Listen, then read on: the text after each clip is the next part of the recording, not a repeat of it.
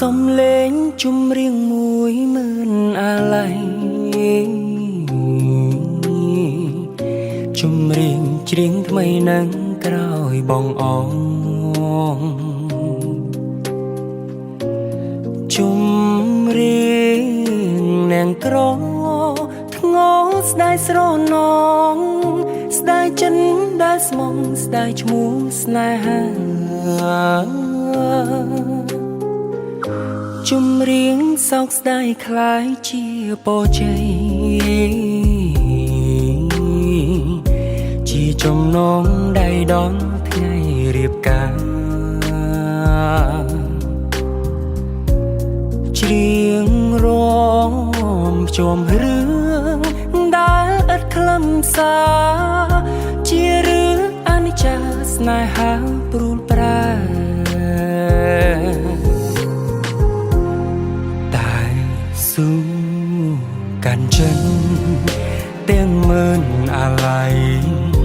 ទុំជីវិតខ្សែក៏សុងចិនដែរតែសូមឲ្យអូនប្រកបក្តីស្នេហ៍កុំឲ្យបែកបាយដោយស្នេហ៍ប្រុងបងជុំរៀងអាឡ័យក្នុងថ្ងៃបែកគ្នាទាំងភ្នែកច្រៀងលាគ្រាធ្លាប់ឆ្លើយឆ្លងលារឿង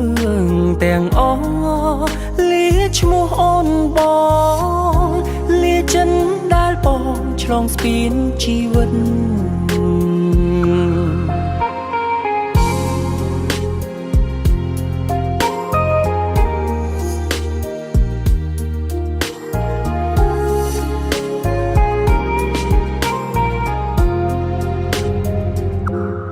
តែ